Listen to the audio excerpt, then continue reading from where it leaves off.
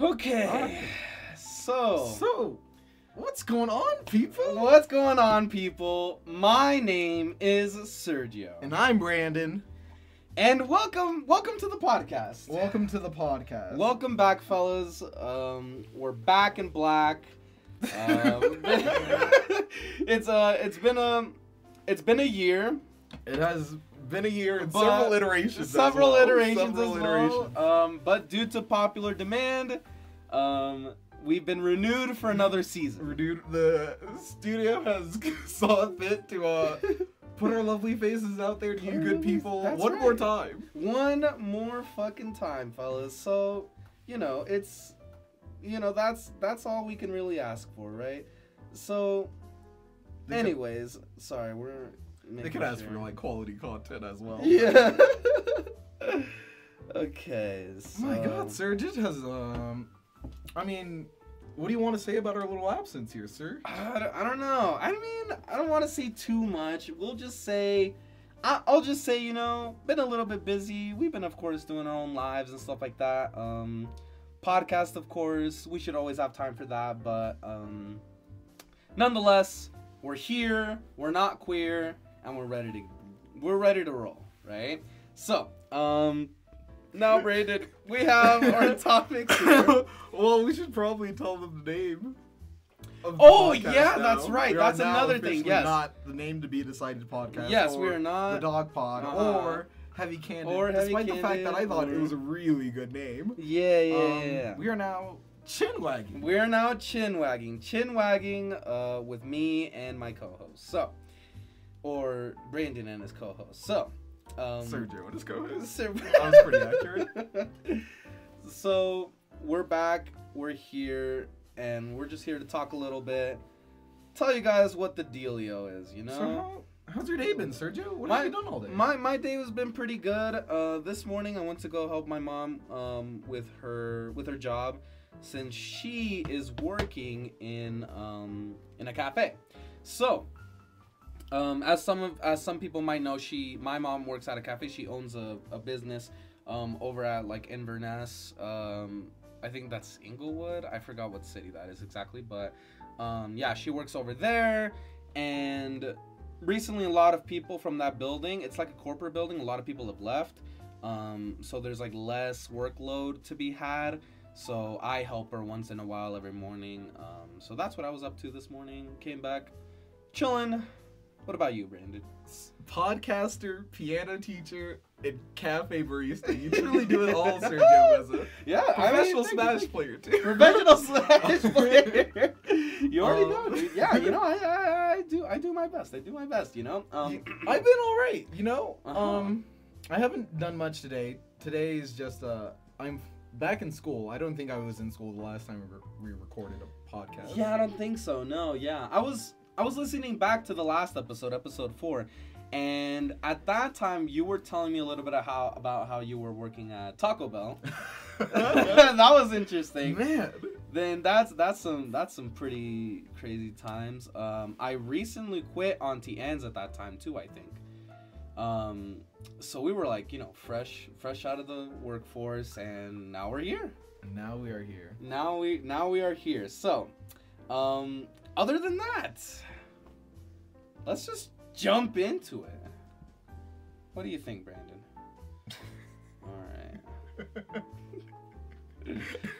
Go ahead and follow up on me here, dude. Fuck. Okay, so let's give our opinions or our thoughts and prayers, I guess, or basically general little dialogue here. Let's talk about some current events, a little bit of a mixed bag here about what's been going on so far in the world. Are you talking like what? Like Cardi B? So Cardi B, Mike Jack. Let's talk about it. Okay. But I think it would be a little bit unfair if we were to not bring up, of course, the most recent event, of course, being Nipsey Hussle, right? So, me and Brandon didn't actually know who Nipsey was before his death. We didn't really know who he was.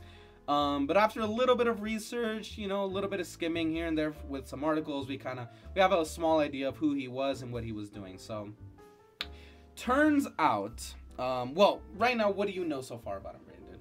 Right now, I pretty much know that Nipsey Hussle was a hip hop artist first and foremost. Okay, hip hop artist, yeah. I also heard some rumors swirling from social media that apparently his death had something to do with a documentary about a man who found the cure for AIDS. Really? Apparently, yes. That is with crazy. a famous herbologist or something. What? I don't want. Yeah. That's interesting. But that's pretty much it. What do you know? So I know that, of course, he is a hip hop artist. Of course, he raps a little bit. But that he knows a lot of celebrities in the game and stuff like that. He also was kind of an entrepreneur. I think he was actually a philanthropist.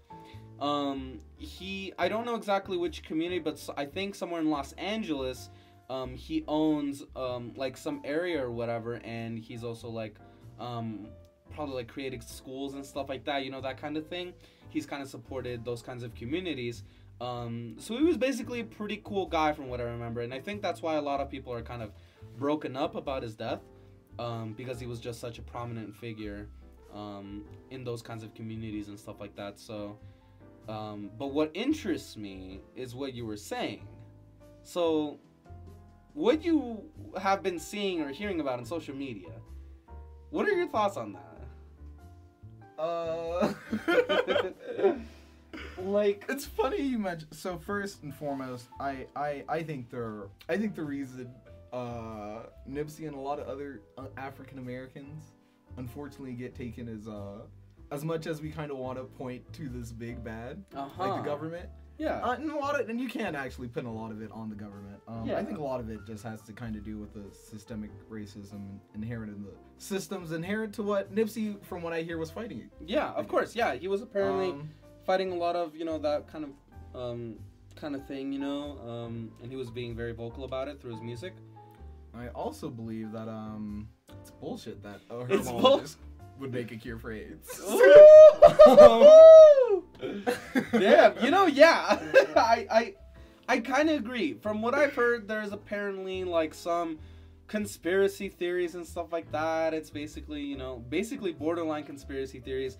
And I don't know. I guess, yeah, it should just be like, haters be hating, I guess. Haters be haters be hating, and I guess they took his life for some reason. So yeah, that's basically what happened to Nipsey. So rest in peace. Rest in peace, Nipsey. Rest in peace, I recently Nipsey. discovered your music, so I'm gonna be diving more into that. Of course, yeah. See exactly what kind of craft he was making. See how good he was at the game. So from what we heard, a small little sample, sounded pretty good. Sounded pretty alright.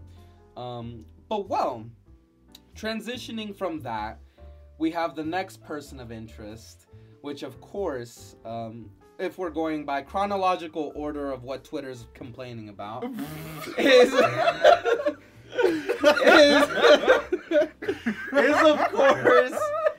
of course Cardi B. Like, of course, before we heard about Nipsey and what happened to Nipsey, what everyone was stirred up about was Cardi B. Some shit up about Cardi B. Yeah, Cardi B. Okay. So it's pretty interesting. Serge, before we get into that, yeah, of course, it will always amaze me how people will dig so far deep into somebody's past. Like, why do we assume that if someone made a statement 5-10 years ago that they are still that same person? Yeah, that's what I'm saying. It's all about cancel culture, and it's like, I really don't get why people have to be digging through their past just to find a takedown piece on these celebrities that they may dislike or something. Or I think most of the time, actually, what I might see is that a lot of these things just come from people neutrally. Just they don't really have a strong opinion about these people, but they just think, want to stir the pot. They just want to stir the pot. People who want to see the world burn. They just want to see shit go down, and that's what happens. And apparently Cardi B was the latest victim in this. Apparently.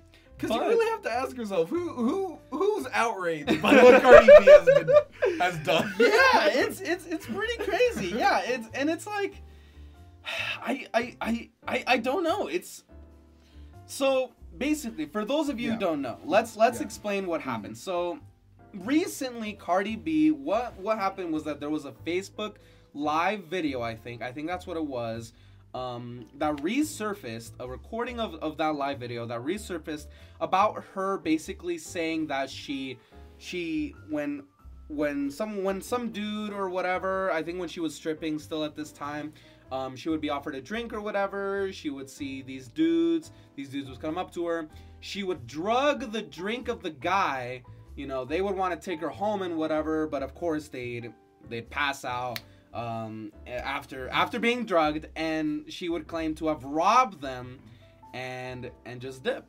So that's exactly, you know, drug and rob men. Drug and rob men. Yeah, so, and it's a very, very interesting topic. It's very interesting because a lot of people apparently have been drawing the connection between that event and other events like men drugging women and then raping them, or Bill Cosby or something like that. And my boy R.Kelly. Yeah, R.Kelly fighting for his fucking life.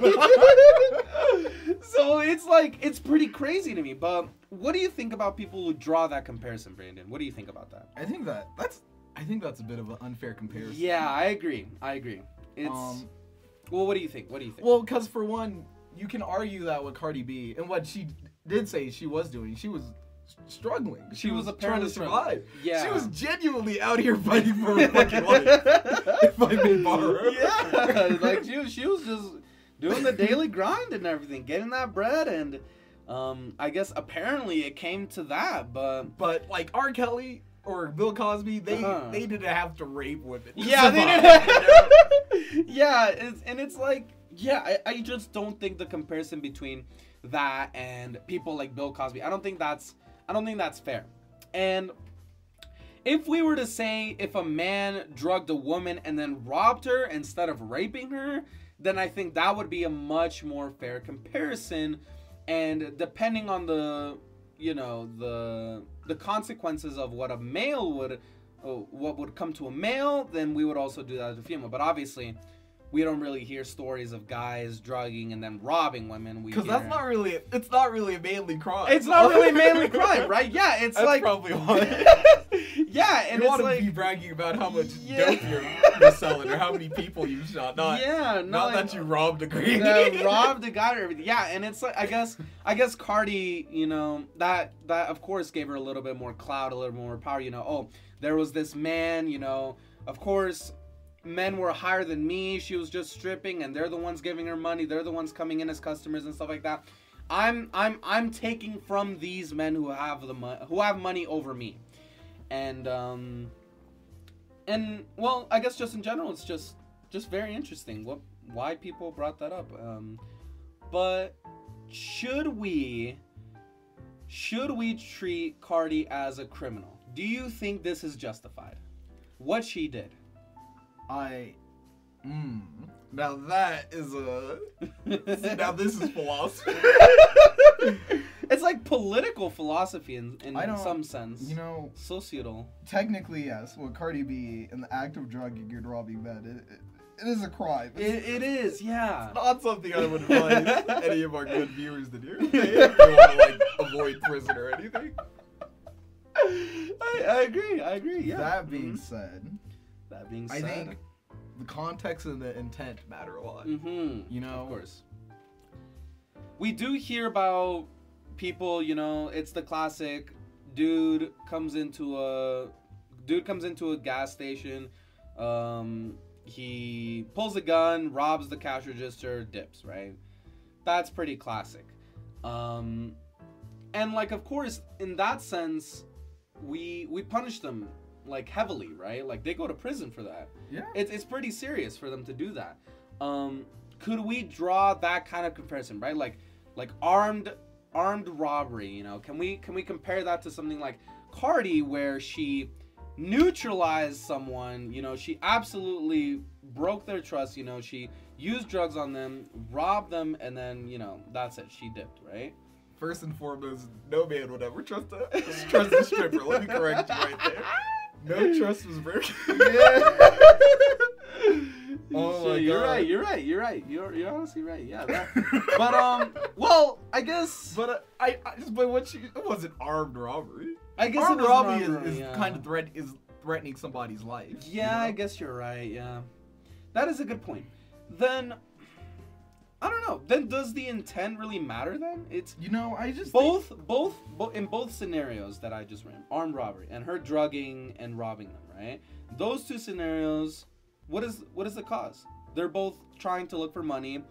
Both parties, you know, Cardi and armed robbers, they're just trying to survive as much as they can, right? Mm-hmm. So does the intent still matter? Shouldn't Cardi still be, you know, like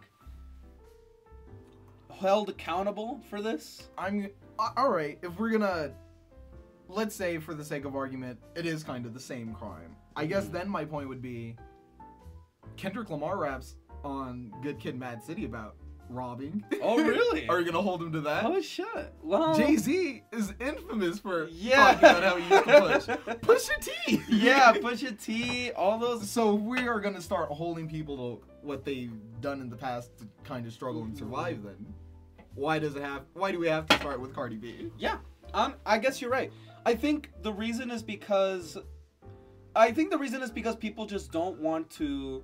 They don't want to give her too much freedom because of her gender. You know, that's the main reason. People want to be like, this is a woman. Men are, you know, they're being criminalized, etc. Especially in these times. Yeah, and especially That's these a lot has times, to do and with it's it. like, should women be, you know, have more freedoms than guys, right? Double standards and everything. It's almost like a fear. Like people on Twitter are seeing men like lose power in these like movements, and they're trying to reclaim it back by making like, sure Cardi B gets a nice wrist slap. A nice fucking wrist slap, dude. Yeah, I don't know, it's pretty crazy, but I think in general, Cardi B should definitely have a little bit more leniency. I think even if she's a woman, you know, even if males are, you know, held at a different standard than women, I think even then, I think she should have a little bit more leniency, and it just goes back to cancel culture. If you were given like charge of Cardi B's punishment, what would you do? Would you do anything to her? Honestly, like if they left it in your hands. If people went up to her, right? If people go up to her and they decide like, hey, they find out, they have evidence, they have people coming up, right? Victims go up to her and everything. Cardi B raped. Yeah, robbed. Rob. Yes, correction, Rob. Oh man. So you know, let's say three different types of men, right? They go up and they say, yeah, she robbed me, I have evidence, etc., videos, pictures, blah blah, whatever, and it comes to it that she actually did do these crimes, then I guess she's going to have to pay for it in the normal fashion. But of course, considering considering her money and all those things, right? I don't know. I don't think it'll go any farther than that. So, what do you think? I'd cut off a finger for every man. You'd cut off all. That stood up and said Cardi B has wronged me. Well, I take it back. Yeah, you know what? That's Sharia law style. Biblical punishment here, dude. We're gonna let him know.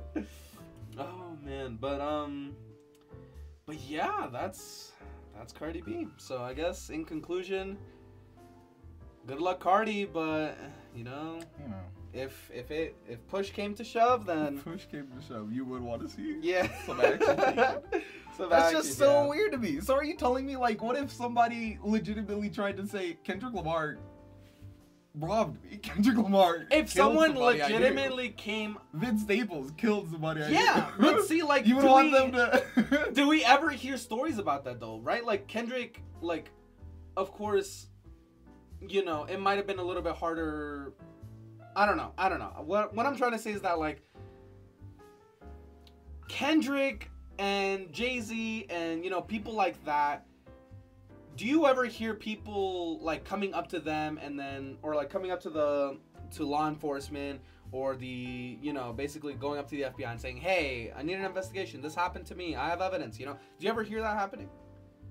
I don't. No, right? Maybe we should try. Yeah. Maybe we should actually claim like that Cardi B robbery. Like, I mean, maybe we can. But we'll get back to that. I guess obviously, yeah, we'll need evidence. But yeah, we'll get back to you guys on that. I'll just roofie you. So dude, but man, law enforcement, they get wild, dude. They're like, they know exactly where you bought the drug at which time. They can find out a lot of shit. Some times we're living in, so I mean, I don't know. I guess in conclusion, if no one comes up and, you know, if no victims come to light, then I say, you know what? Go for it, Cardi. You're good, I guess. You know, no one really bothered. If the victims don't care, then why would anyone else? You know.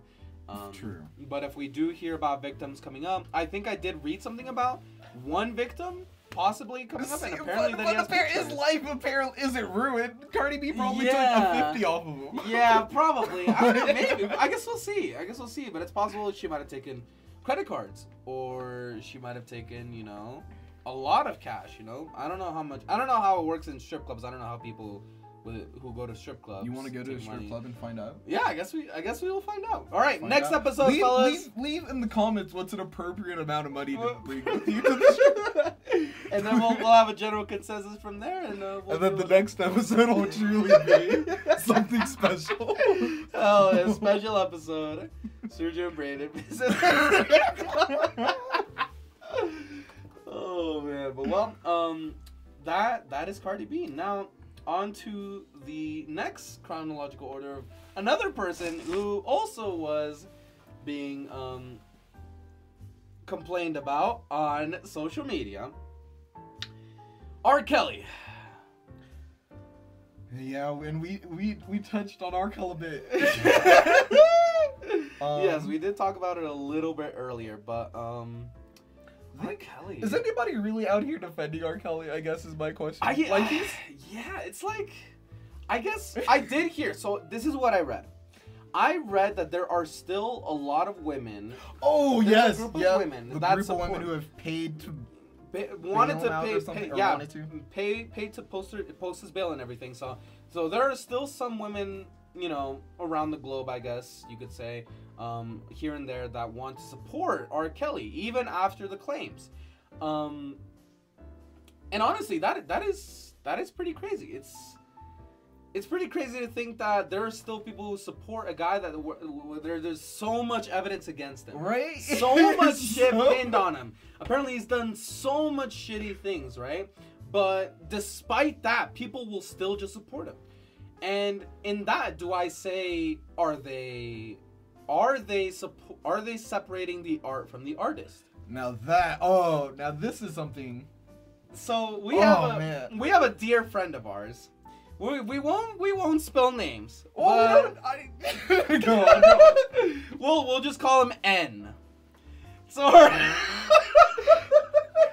we're trying to conceal his identity, but I think he's very upfront about his love for not R. Kelly in general, but specifically Trapped in the Closet. And I fuck with Trapped in the Closet. Yeah. I think it's kind of great. You're right. So our friend Nico, he's had a strong opinion. You name dropped him. Yeah. Well, yeah, you said, you know, let's just name drop Nico Cook. So if you're really hating, then you can go see him. That boy can cook. That boy can cook. So he expressed something very interesting, and it's a good opinion to have, you know. Separating the art from the artist, right? Despite what R. Kelly has done, right? He's still made good content. Like, he's an entertainer. I don't see nothing wrong No, I'm not trying to be rude and, you know, whatever the fuck.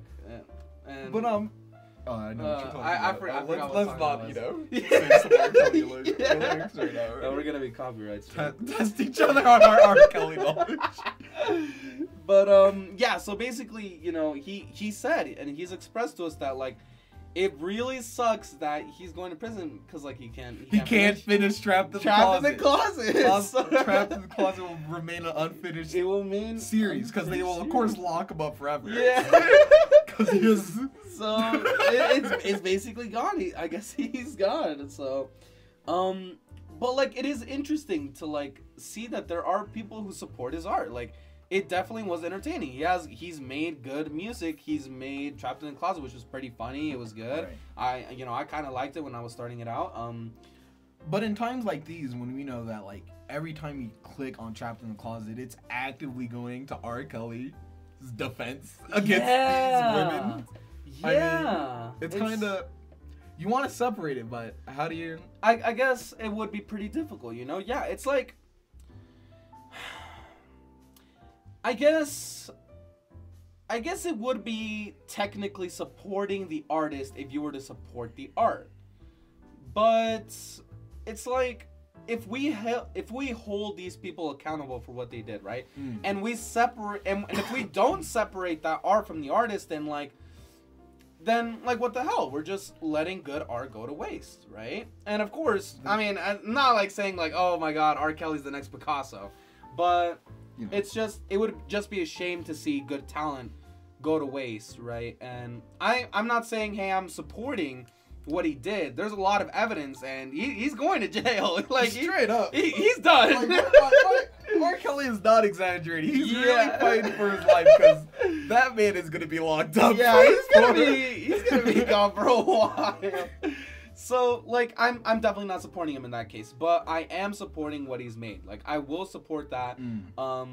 And I think when people say arguments like, oh, you're watching his music, oh, you're buying his music, you're, you know, watching this and that, right? You're still giving him money, you're supporting. Then in that sense, I would just say, you know, let's make a system where we, instead of when we support that art, instead of that in turn supporting the artist, we can support victims with that money. We can, you know. It's very interesting you suggest that. Sergio, because I know in Michael Jackson's situation, that's exactly what people are advocating. Really? Like, since he's this person who's passed away, then we should use his money to okay, yes. So now going to that, Michael Jackson. I guess we should go on to that as well then. Okay, so now, I'm not very partial to R. Kelly's music in and of itself, but I really love me some Michael Jackson.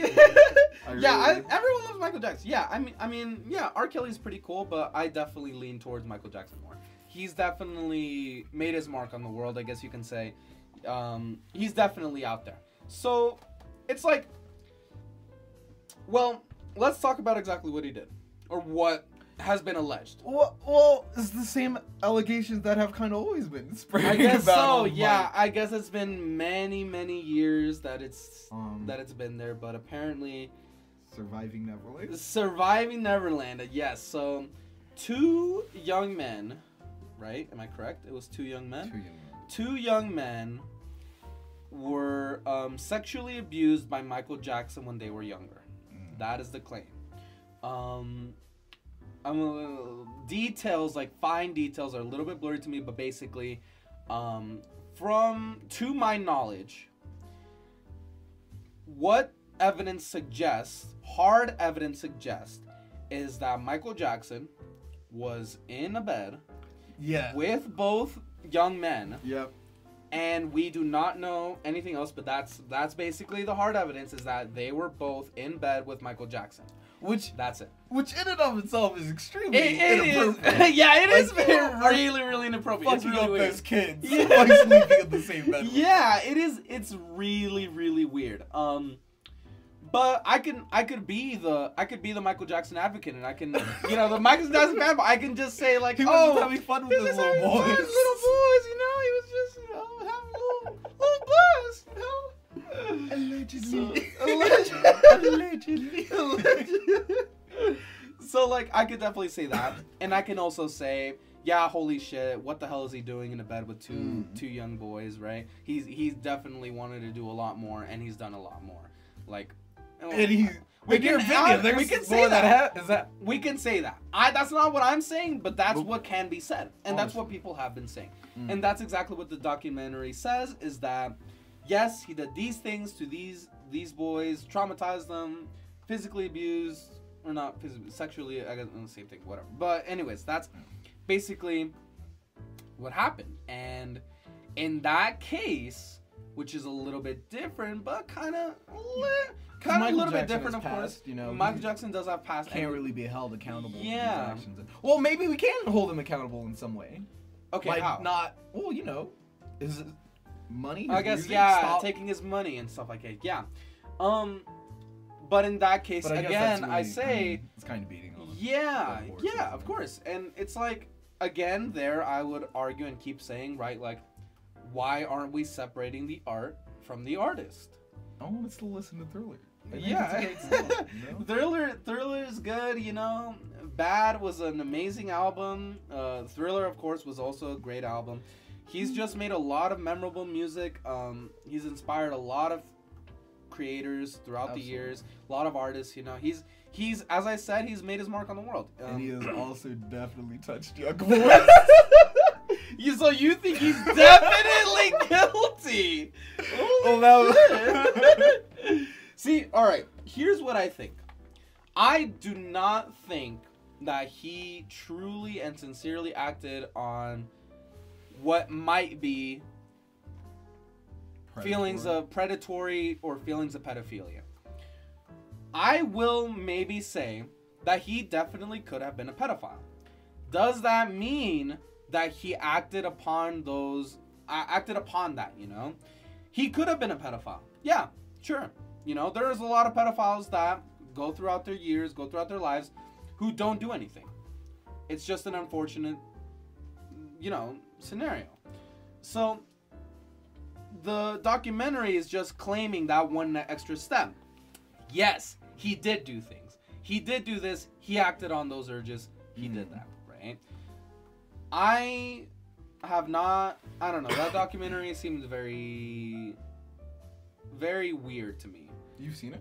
I've seen some scenes. I've heard a little bit about it, and it's just weird. How they talk about things, it's very weird. I don't know. It's just extremely negative, and I guess.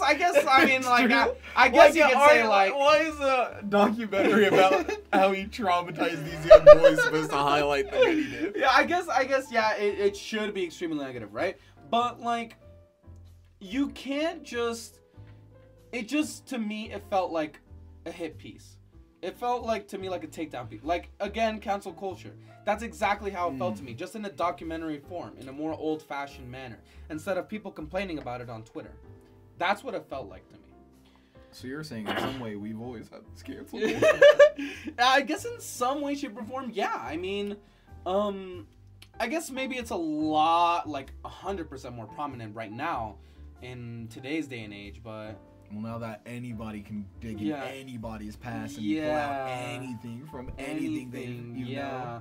From the last, 10, 15, 20 years. If you go back to our first podcast, you could probably pull out some things I definitely would not say today. Yeah, I mean, yeah, I agree. I like the things that...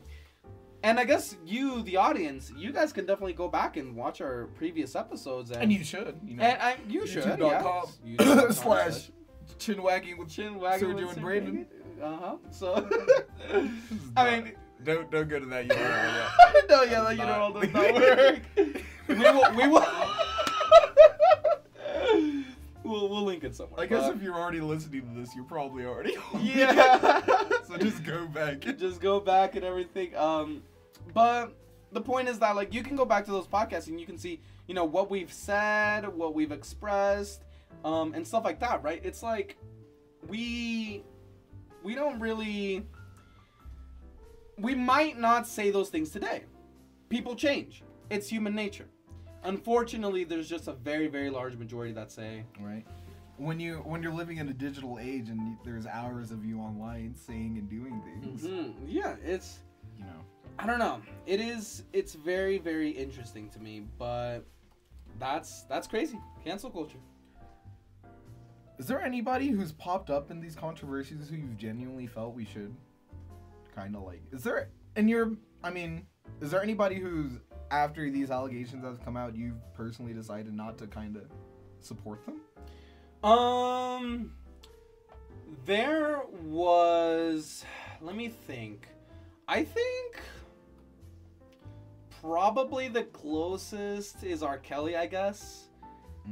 Even though I do say still... Sorry, Nico. Yeah, sorry, Nico.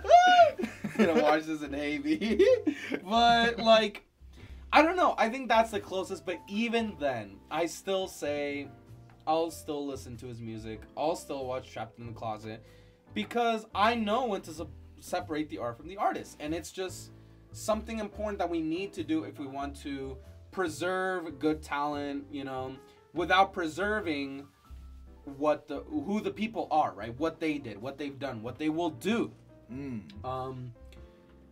One example recently of what I actually of a entertainer that I've supported even more is Liam Neeson. Liam Neeson. You and me have touched on this a little bit recently, but for those of you who don't know, it's much more different, but it's something to bring up. So, for those of you who don't know, Liam Neeson, he's basically the guy from Taken. I will find you and I will kill you. Blah blah blah. You know that guy. Also played Obi-Wan Kenobi. Played Obi-Wan Kenobi. No, hold on, wait. Yeah, Obi-Wan Kenobi. No, he played. He was Obi-Wan Kenobi. He was in the Star Wars movie, right? He was in the first one. He was in Phantom Menace. Qui-Gon Jinn? Qui-Gon Jinn, something like that. Yeah. I don't remember. So, yeah, something like that. He's just played a lot of very, very good roles. He's a very, very prominent actor. He's Irish. Some of you should know him. He's very, very famous. But basically what happened recently, for those of you who don't know, is that, well, not too recently, but semi-recently, about some months back, basically what happened was that he went on an interview with someone, and I forgot what they asked him. Do you remember what they asked him? I do not remember what they asked him. But he asked him something. We don't remember exactly. But what he was talking about was that he, at a dark point in his time, apparently a friend of his was murdered by a black man. Was it murdered? Yeah, it was a friend that was murdered. I thought she was just. Sorry, not murdered, raped. Yes. Yeah, raped. Yes, a friend was raped. Yeah. Yes, exactly. So a friend of his, she was raped by a black man, and after that, he became very traumatized. And this was, keep this in mind, this was like what, 40 years ago? It was a very long time. Is Liam Neeson that old? He's very old. He's very old. Yeah. He was probably like, yeah, it was a lot of years ago, maybe 30. I think it was 40 though. If I'm wrong, don't quote me on that, but I might be wrong. So, how old is he? I'm sorry, I was looking up Qui-Gon Jinn. And it is Liam Neeson.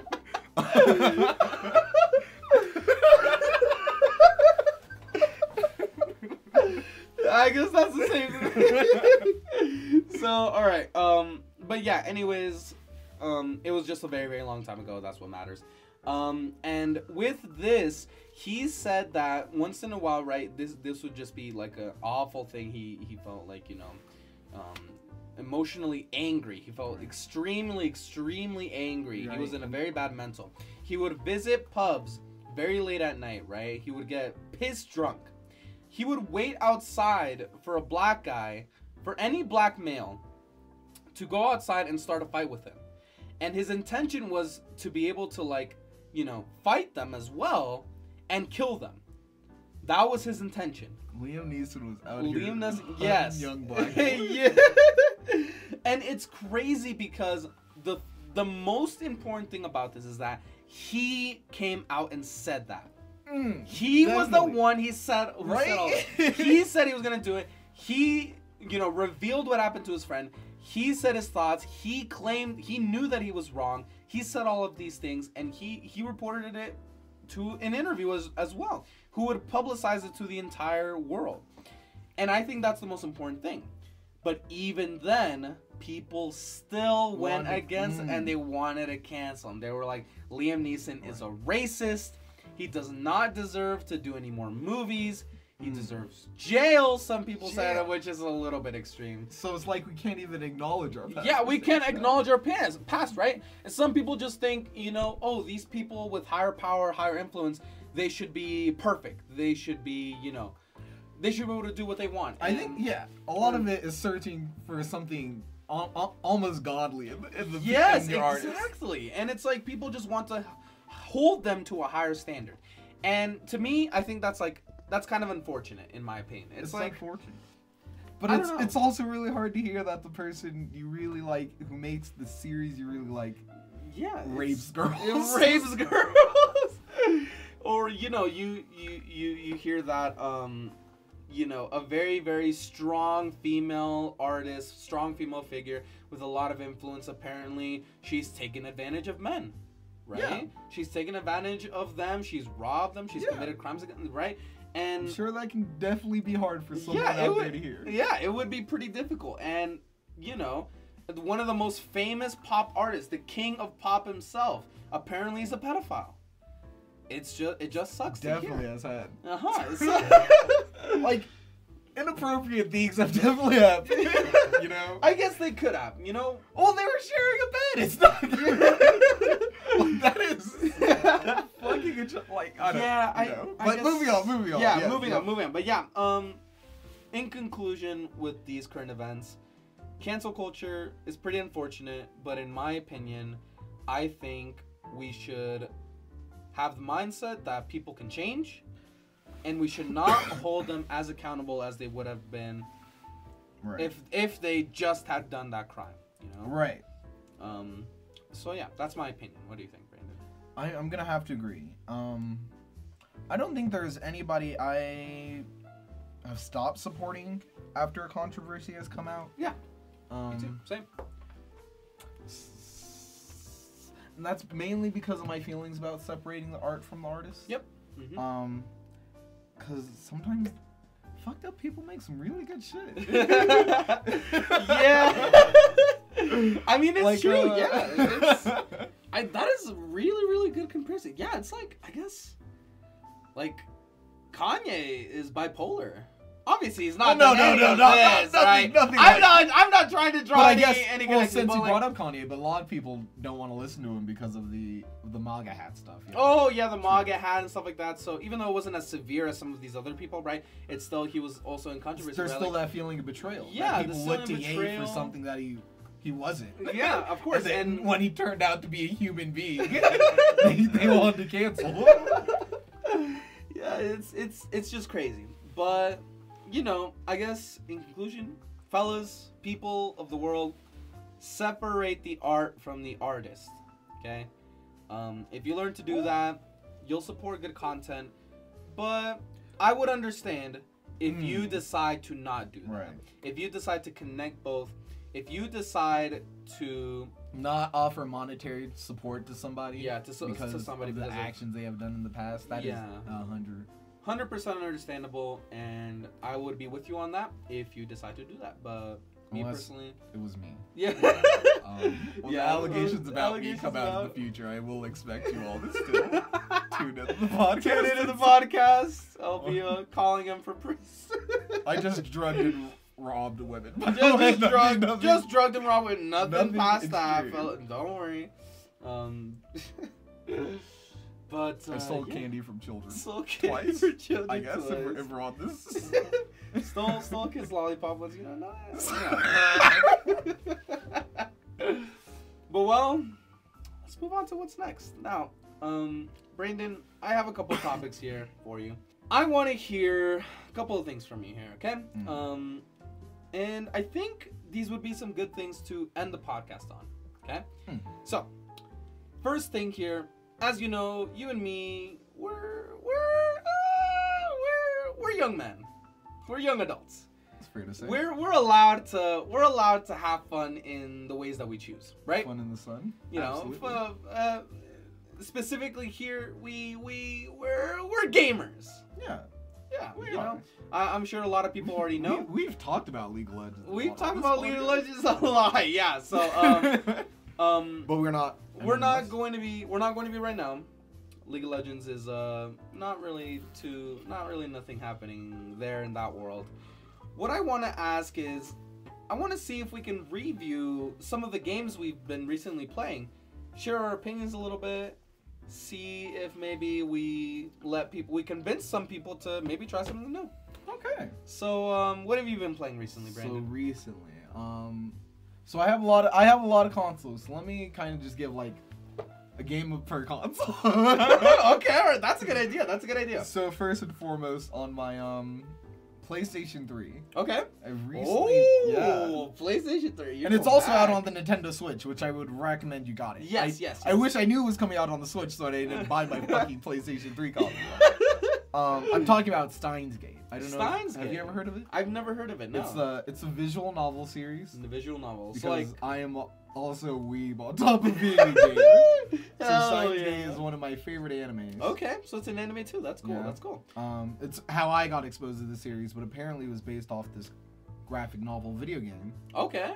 So when I found that out, I bought the video game, and it's really great. Okay. And it kind of takes the characters and the stories that the anime, dipped into, and I don't know, it's really great. If you love Steins Gate the series, buy the game. That's interesting. That's interesting. Would you compare it to Danganronpa? You know that game? Almost, Okay. yeah. Okay, interesting. Kind of like in the sense of the gameplay. Yeah. All right, that's interesting. All right. Except for the trial parts. But that's what makes Danganronpa. That is what. Yeah, that's what makes Dangan. And then on the PS4, Okay. I've been playing The Last Guardian. The Last Guardian. Yeah. Oh, I know that game. Yeah. That's with the big animal and the little kid. Yeah. It's came out a while ago, but What is it about? from what I gather, you're essentially this kid who's found companionship. This outcast child who has found companionship in this giant beast. Okay. It's pretty cool. It's classic boy and his dog tale. Marley and me, Jack and Jill. Jack and Jill. Are you talking about the Jack and Jill movie with the twins? With the twin. Well, it's not the twins. Jack is the boy played by Adam Sandler. Then Adam puts Sandler. on makeup to look like a like dog. like Jill. Oh yeah. That's the joke I was going for. Oh my god. All right. It's a cute puzzler game. I don't play a lot of puzzling games. But, Okay. I really enjoyed the studio who made it. They made Ico and Shadow of the Colossus as well. Oh. I have both those games and they're pretty good. Yeah, I played Shadow of the Colossus a very, very long time ago. That was a PS2 title. That was really, really good game. I'm glad they're still making some good titles though. That's awesome. Absolutely. And on the Switch, Smash Bros. Smash Bros, of course. Nothing else needs to be said, I think. Yeah, I agree. Smash you Bros already is have Smash an opinion Bros. about Smash Yeah. Bros. And then on the PC, it's something that our entire group has actually kind of really been into, I've noticed. Really? What is that game? It would be Sekiro. Oh, Shadows Sekiro. Die Twice. Sekiro Shadows Die Twice. Well, that is a very, very interesting game. Excellent title. Probably for me so far, Game of the Year. Game of the Year. Game of the Year so far. My God. I guess we'll have to wait and see. 2019 has just started. 2019 has just started. Well, I think it's like a quarter done. We're coming to the middle of the year, but even then, I'd say so far, Game of the Year. It's really, really good. How far are you into the game, like percentage wise? You'd say. Percentage wise? Like fraction wise. It's hard. I try not to spoil myself about what's coming up in the game or anything, so I don't. It's hard for me to really gauge where I am. How long have you been playing for? I've put in like 30 or 40 hours. 30, 40 hours. That's pretty good. So you're like, yeah, that is like, that's pretty far into the game. That's pretty good. Have you been having fun with it though? That's what matters, right? Of course, it's the extreme. I love the stuff From Software does. They make games in such an interesting way. Yeah, they're just wow. It's the difference between their games and other single-player narratives is just night and day. It's amazing what they do. For those of you who don't know, From Software, they made Dark Souls, which is one of the most famous, difficult to play video games out there. A lot of people might know them. They made Bloodborne as well. You know, they've just made those types of games, and they've just been famous for being, you know, a little bit difficult. Holding your hand. Not holding your hand. They dip you right into their world, their amazing narrative, their amazing, you know, fantasy worlds and everything. Well, usually it's been the case that you kind of have to piece together the story of the and world, you have to piece together, yeah, of course. But in Sekiro, they've chosen to actually reveal a lot about the story. Yes, they've decided to do a lot of different things with Sekiro, actually. If you used to play a lot of Dark Souls and you jump into Sekiro, it's gonna feel very, very different, and you might skip through the exposition. Yeah. You might just be like, "Fuck it, let me slash this guy." Yeah, it's just so different. It's like the mechanic. It's like you cannot play this game like a Souls game. It's just impossible. Of course, obviously, there's still some mechanics and things. That they kept from Dark Souls, Bloodborne, right? But I think it leans probably more heavily on Bloodborne, just because it's a lot faster paced. You know? Yeah. Same way Bloodborne It is. definitely, and it's like, I don't know. It's just a really, really good game. It's so fun. I kind of want to play it right now. Fun. Yeah, I want to play it right now too. Honestly, yeah, but like, it's just. I don't know. They did a really, really good job with that game. From Software always knows how to deliver. But in general, I'd say so far I've yet to finish the game. Brayden, you have yet to finish the game as well. We do have a mutual friend who just fucking beat the game 3 times. Yeah, shout out to Nathan. Nathan has beaten the game 5 times. 5 times. Sorry, 4 times. He's on his 5th. He's on the 5th run of the game. And let me tell you guys, this game, Sekiro, is much, much harder than Dark Souls or Bloodborne. Much harder. It's much more punishing. You really need to learn the mechanics. It's a much deeper game to learn. It's just in general more difficult. And the fact that he's finished it 4 fucking times. He's on his 5th. We assume at this point he's probably beat it by the 5th time. He's going to beat it for the 5th time. Like it's just crazy. But of course, like when you kind of like figure it out and everything, and you understand how to do things, eventually you'll kind of get it, and it'll become much easier for you, right? For me, I'm That's kind of how it always is. That's always kind of the charm of the game, that they kind of break down what you expect or understand about playing a video game and make you relearn it. Yeah, basically, yeah. Their it's way. Cool. It's really, really cool, yeah. And like with this game, like you'll notice that they had to implement much more tutorials than they did in any Dark Souls game, right? Like they had to. Because it has the most going on. Really. Yeah, it has the most going on. It has the most mechanics, right? Like you've never been this maneuverable with the grappling hook. Definitely not. Like no stamina bar inhibiting you from dashing. And dashing and stuff like that. Yeah, so you're much more mobile in this game. The game is much more vertical. It's overall, it's a really good title. If there is a game I'd recommend you get right now, would be Sekiro. Yeah, it would be Sekiro. Because I think it's fair to say it's probably my game of the year right now. It's just that good. It's really, really good. I can't wait to finish the game. And you know what? That is a lie, because no, never mind. It is Sekiro. What were you thinking of? Well, I was actually gonna say you were probably the one lying, because I think I know a game that you might want to mention that you've been playing a lot more than Sekiro. Okay, so I'm still going to say that Sekiro's game of the year, right? It's just very, very good. I love it. However, I am putting much more time into another game, which is Apex Legends. So it's another battle royale, folks. Another battle royale. You know, the fourth or fifth biggest battle royale.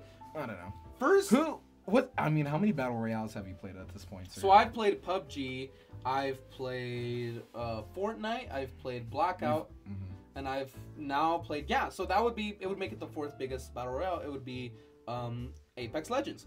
So for people who don't know, Apex Legends battle royale. If you don't know what battle royale is, it's basically. You have to know what a battle royale. You gotta know what it is. Fortnite. Fortnite. It's basically without the Fortnite. building. Yeah, without the building. It's just like that. Apex. And every battle royale obviously tries Fortnite, you have building. Blackout, It's like I guess Call the of appeal Duty. is that it's Call of Duty. It's Call of Duty gameplay, yeah. PUBG, it was like the first one, really. It was like the pioneer of these battle royales, yeah. right?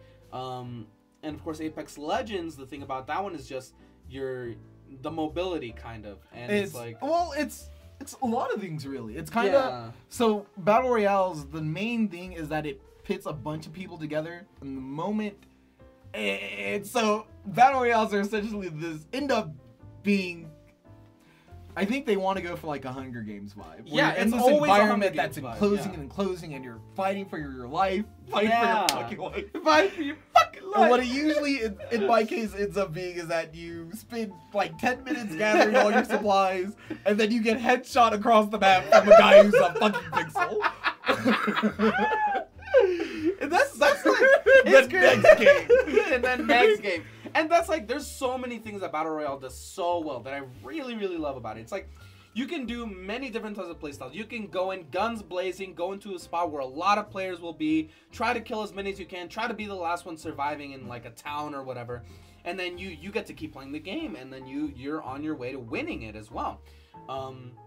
Or you can also play a lot more conservatively. You can maybe go to an area of the game, an area of the map, area of the world where you're just separated from everyone else. You get a little bit more breathing space. You get more time to gather resources. Resources are much less scarce and everything, right?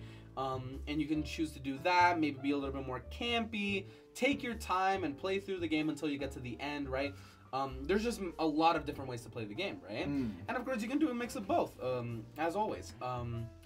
But it's like, it's interesting, the formula of Battle Royales. It's like, it's basically just, I don't know, it basically is Hunger Games. It basically is Hunger Games. And it's crazy. But what Apex, I think, improves on is, one, the class system. So The now, class system, yeah. instead of you making this stark choice between being conservative or guns a-blazing, you can kind of be like, oh, I'm going to be a medic. That way, I'm going to gather resources and heal my team. They can be the front line. I'm kind of the back line. Yeah. It adds the strategy to it. Yeah, it does add a lot more strategy. Yeah, so, like, you can compare the character system and everything to something like Overwatch.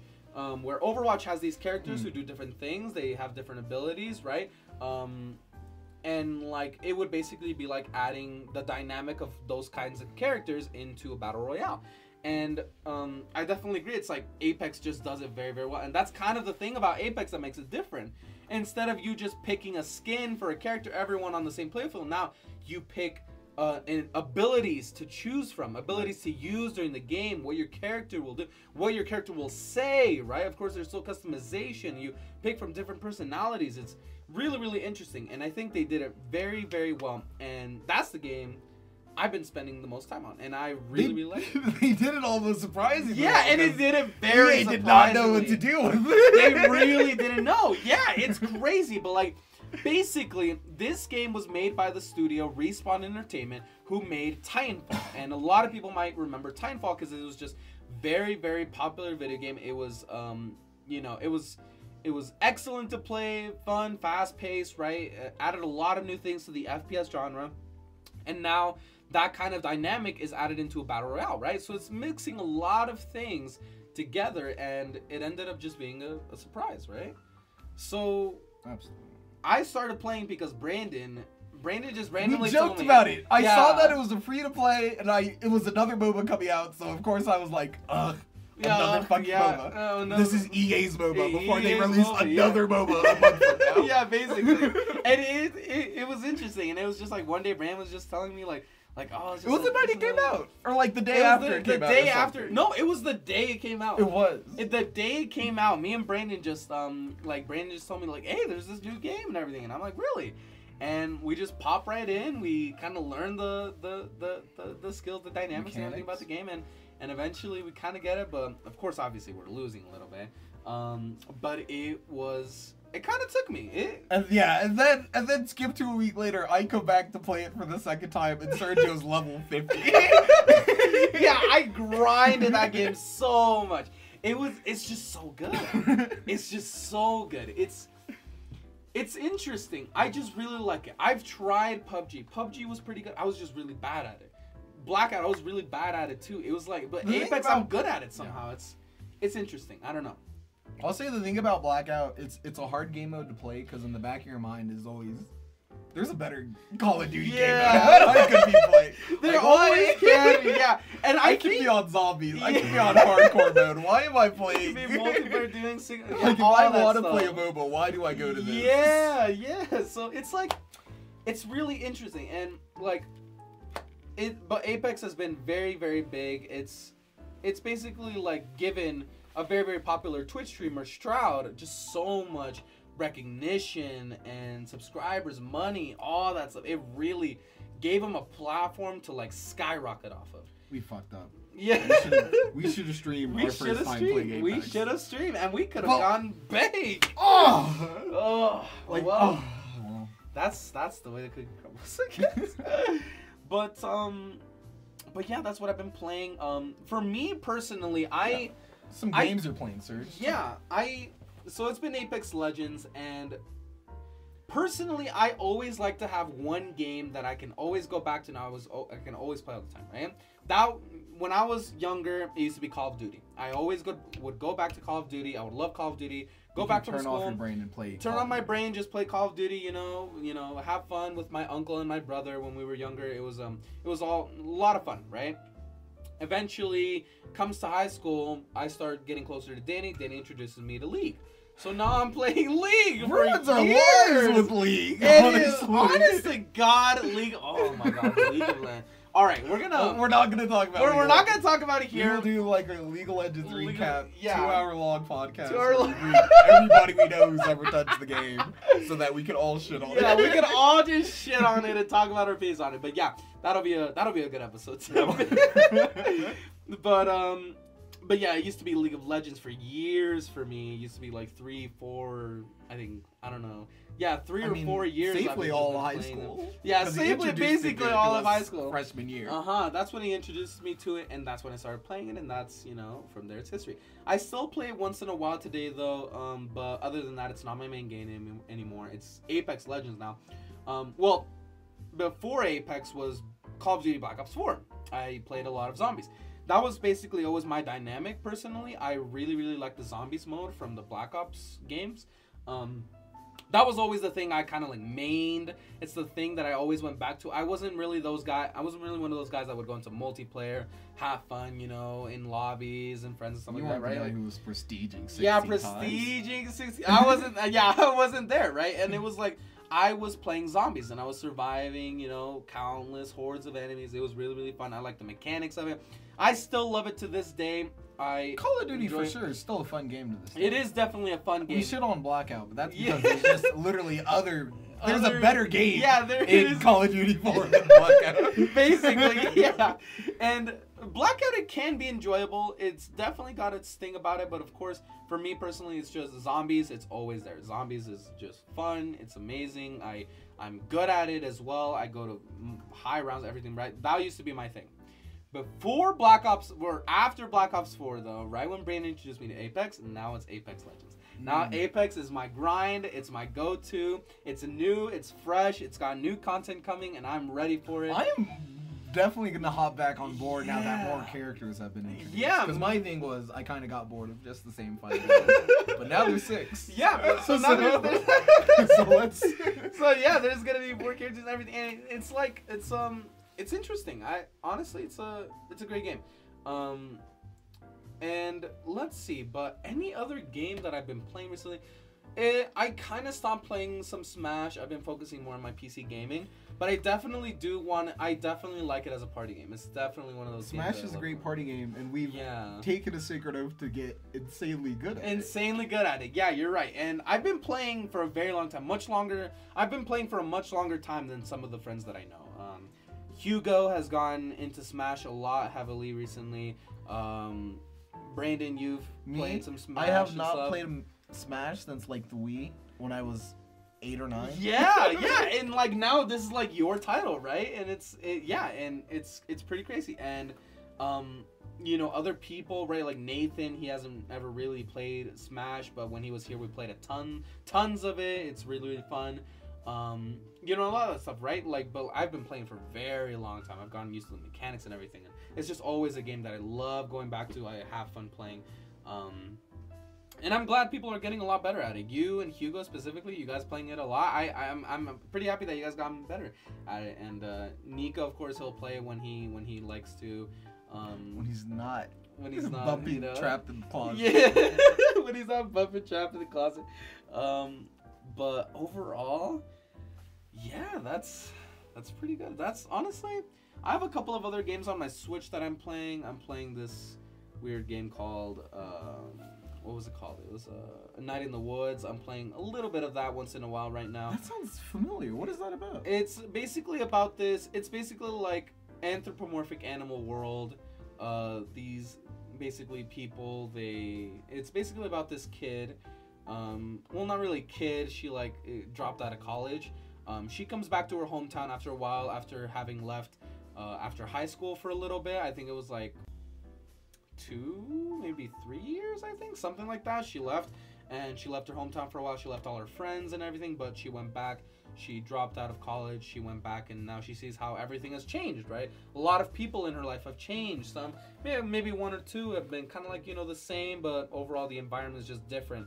People are different, and it's kind of like, just like a story game that you go through. And I think it's pretty Games cool. have gotten so weird. Yeah. Like, especially these narrative games that almost aren't games. Like, I brought up a visual novel. Yeah, visual novel. Yeah, this is basically like... And you're talking about a movie. Yeah, I basically it's a movie. Yeah, it's pretty good. Like, Telltale Games and everything. It's like those kinds of games. It's just like, I don't know. It's crazy how video games have just evolved over the years. But yeah, that's what I've been playing. And still, Sekiro, definitely on the top of the list. Definitely on the top of the list. But well, so this is the final topic that I wanted to bring up a little bit, and we can just touch up on this a little bit here and there. Okay. And we're gonna also apply this to the podcast. Okay? Oh. So the future. So we're nearing the middle of 2019. Mm-hmm. You and me, we're basically 20 years old now. We're living life a little bit.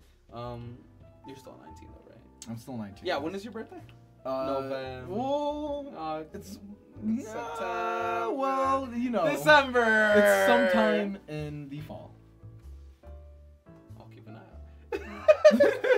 I'll keep it out. Well, wait, you don't know my birthday? Yes, I was just trying to hide it from them. Like, you yourself don't. No, yeah, Nico, you miss Cardi B. Dude, we gave her a new one for you. Yeah. Well, when we're done with the live stream, we'll upload it. But anyways, so the future, nearing the middle of 2019. What are some maybe short, maybe long-term goals that we have? What are we thinking? What do we think is on the horizon? On the horizon. It might be, for some people, it might be like a stressful topic to think about, but I don't know. I think it would be nice to just see like what we might think will happen, what we might want to happen, what we're looking forward to. I feel you. What do you think? Anything okay. notable? Well, if we're talking short term, let's start with like, I hope to go home and edit this podcast and have it out by next week. Hell yeah, that's what I'm talking about. Yeah. I mean, yeah, I agree with that. I'll definitely be on the podcast as well, and I hope we can also record another one. Next week next week. 2 fabulous guests. 2 fabulous guests. Watch out for that. Yes. We'll talk a little bit more about that later. But what about something long term? Like, what do you think? Long term. I guess long term. I hope to compete in my first Smash tournament. Nice. That's good. That's good. I'm not shooting for the top, but a decent rank. Like, if I can win like 2 matches, I'll call it a day. That's a pretty good goal to have. Yeah. I agree. Yeah. Man. Smash. Then of course, like I said, I'm in school, so I'm working towards an economics degree. Economics degree and stuff like that. That's cool. Are you in touch with Mr. O'Brien? I think that was his name. No. What was his name? No? Damn. He was pretty good. He was a pretty cool teacher. But he was the economics teacher, wasn't he? I believe so, yeah. No, he was like the civics. Well. But did economics? He taught both, yeah. He taught both, yeah. But that's pretty cool. In that case, we have a friend here that was talking to us recently in our group chat. He was telling us about how he definitely wants to move out. And stuff like that, right? We won't drop any names or anything, but he was telling us that he wanted to move out. A little bit of a strut right now, but one of those things that he wants to do is move out, and that's like one of his goals. So, what do you think? What do you think about moving out? I definitely have plans to move out myself pretty soon. Really? For sure. Like how soon? Like maybe I should.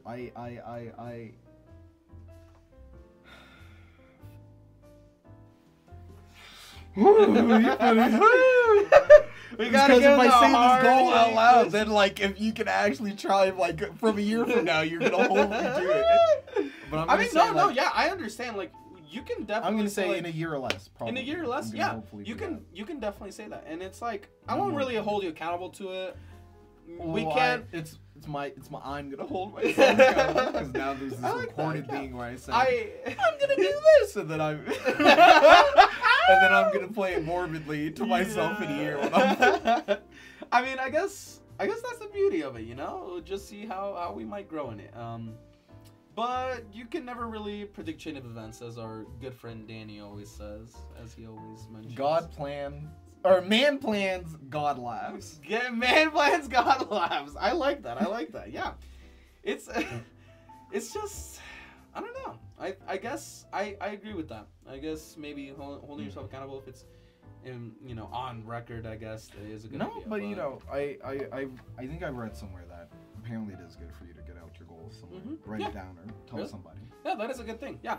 Like psychologically it helps. Psychologically it does help. It kind of like, I guess it gives you kind of like an internal clock, I guess. Right. Or an internal. Because now it's not I'm just disappointing myself. It's if for some reason this person asked me about it, now I have to kind of disappoint them. Yeah, basically. Now I get to disappoint all you people.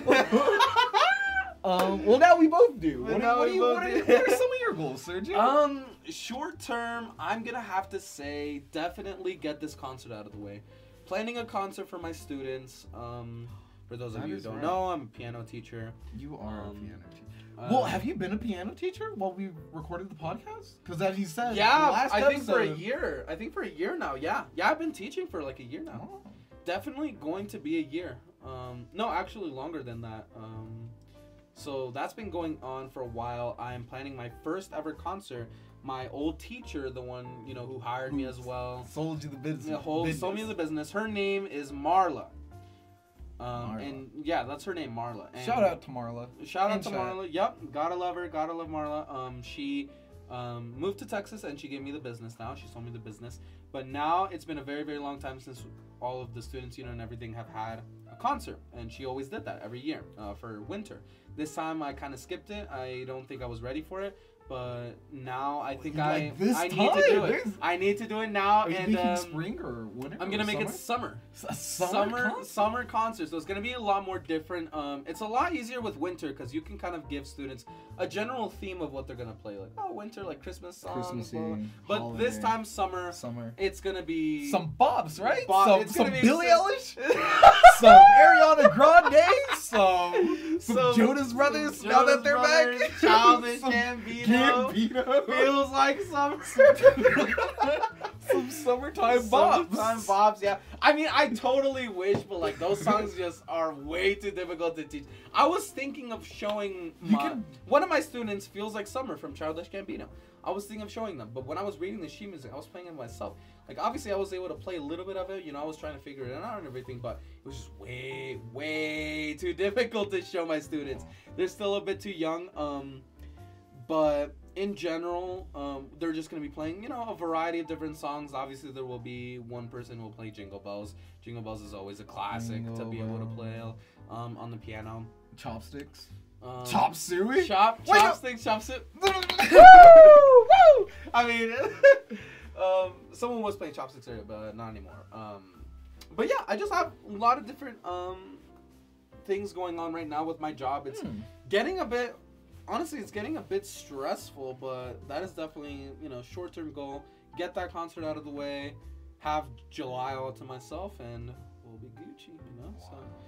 So that is the goal here, but long-term, definitely, I agree, probably move out within a year or less. I think 2019, I definitely want to stay here, make some money. stay here with my parents and everything. Of course, we built this bedroom here. Woo! I guess we didn't really talk about this, but this is kind of a bit impromptu. We were almost gonna cancel the podcast. Yeah, we were. It was actually unfortunate circumstances. Brandon did not, or like his power. What happened? Your power went out? Or? Apparently, I went to my school this morning to talk with my counselor. And I came back, and I noticed the Wi-Fi wasn't working, and I have an extender in my room, so I was fidgeting with that, and then my dad just told me, "Oh yeah, the Wi-Fi won't be back till 7." then nothing else. Just oh my god! Holy shit, man. Well, luckily we did change plans a little bit. We said, you know what? Let's fuck it. Do it in person. Do it in person. Just this like might be one of the last ones. One of the last ones we do in person as well. Yeah. It's definitely going to be more of an event now. Yeah, of course. Have some poppers, some champagne. Hell it's going to be a true gathering. Why do we get together? Of course, yeah. And, or, you know, when we eventually buy an office. Office space, microphones, classic Joe Rogan experience. You know, but H3, so yeah, no jumper. Yeah, ear biscuits. If we're just gonna name all the podcasts. Oh man, I have not watched Rhett and Link in so long. That's crazy. But well, anyways, I would tell you to watch them, but I believe you. I'm not gonna plug somebody else. Yeah. No, yeah, they're gonna have to pay us. Work for it, Rhett and Link. Work for it, Rhett and Link. Yeah, let's go. Gonna have to give us a little bit more than that to promote you. But well, as I was saying earlier, real quick, for some of you who don't know, I used to sleep in the same bedroom as my two other brothers. My two younger brothers, Maury, my younger brother, is just younger than me by a year, and my youngest brother, Oliver, Murray is truly something special, by the way. Yeah, Murray is what do you think so? I don't want to expose him like this, but the man has seen more anime than me. And that is he definitely goes in on anime and stuff like that. We will have him on one night and legitimately just shoot the shit about anime. Yeah, it's he told me that we were gonna go. He's invited me to go to Anime Expo in July. As I was telling you earlier, yes. So the thing about I don't know if I want to be crowded up. I don't know how much of an expo guy I really am. The reason why I was inviting you is because like I'm not really big on anime either. I'm just there for some like the voice actors that might be there, and it might just be fun to like get out of the stay for once. But I don't know. I think it's like it might be a little bit fun. We'll see. But anyways, I slept in the same bedroom as them. It was a little bit crowded. But now, you know, I said I'm kind of done with this. I really need my own space. I would very much like to, you know, be able to be as loud as I want, as quiet as I want. I don't want to be waking my parents up when I want to be on my computer late at night or whatever. Talking to you guys on Discord and everything, playing video games and stuff like that. Like, or recording a podcast. Yes, exactly. Also, by the way, thank you, Jason. Yeah. Oh yeah. Thanks for the love, Jason. We love you too, bud. Don't worry. Hold on for one second. Do you want it? Concluding on this, basically, we're in this little space. Hopefully move out. Of course, you and me, definitely the goals of moving out in like a year or so. So that'll be pretty cool. But yeah, I guess that's just the next step in our lives right now. 20-year-olds just trying to,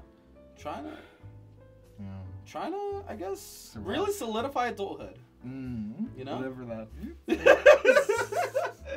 I mean, you know, we got jobs, you know, you got college and everything, but I guess the next step would just be, you know, separating from the old mama bear, papa bear, you know, so, I don't know, what do you think?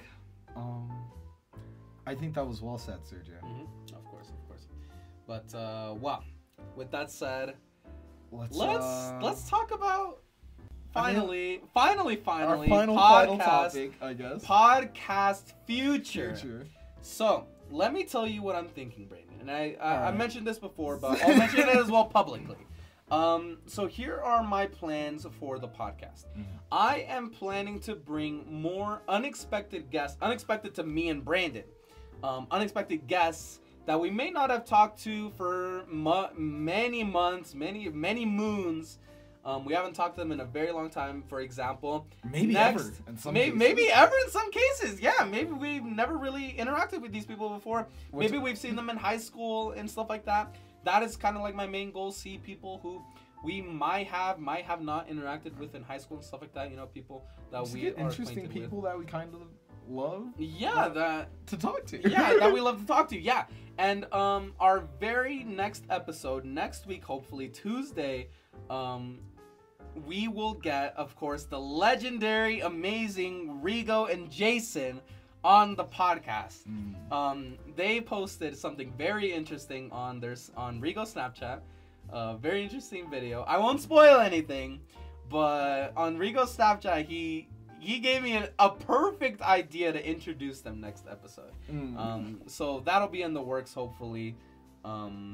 But Jason's the one giving love. Yeah, dude, that's my boy. You know, I'm sure my man Rigo's a little bit. Yeah, my man Rigo's a little bit busy. I understand, but I'm glad Jason's here, ready for it. So be on the lookout for that. I am talking. Hopefully, we'll be talking to a couple of people already. Gonna see their availability, but it looks like some people are definitely free on Tuesday evenings, Tuesday afternoons, and stuff like that. So and I guess we are Tuesday podcast. Tuesday evening, an easy Tuesday evening, easy Tuesday evening podcast. Yeah. So yeah, that's pretty cool. Hopefully, hope to God, now that we're adding more people, we'll be more motivated to do this. Right. Because this is now the third or fourth time we've tried to revive our fucking. And it's also the third or fourth name. So hopefully they both stick. Hopefully they both stick. Yeah. So Chin Waggin. I get. Do you want to look up chin wagging? It is a genuine phrase. Chin wagging, yes. Chin wagging with Sergio and Brandon. Chin wagging with Sergio and Brandon. Thank you guys for listening. Thank you guys for listening. Yeah, we have a lot of things planned. Hopefully we'll get to implement them in time. But thanks for watching. Thanks for listening. Feels good to be back. Feels good to be back. What a conversation, Sergio. What a conversation, Brandon G. Feels. It was amazing. But anyways, thanks to you guys for listening. We will leave you guys to it. All right. And hopefully we will be back next week with two very, very special guests. And hopefully you will stop supporting Cardi B. Yes. See you later, Cardi. Get fucked, retard.